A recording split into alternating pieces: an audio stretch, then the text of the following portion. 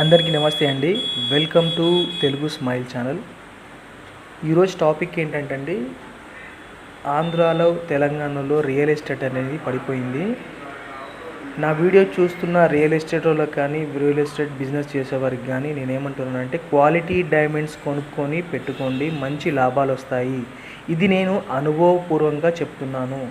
నేను ఇప్పుడు పెట్టిన వీడియోస్లలో క్వాలిటీ డైమండ్స్ అనేది కొన్ని ఉన్నాయి. అంటే ఒకవేళ గినక మీరు కొనుక్కోవాలన్నా దాన్ని సేవింగ్ పర్పస్గా కొనుక్కోవాలన్నా డైమండ్స్ అనేది ఎవర్ గ్రీన్. డైమండ్స్ అనే రేట్ అనేది ఎప్పుడు పెరుగుతూనే ఉంటుంది కానీ తగ్గదండి.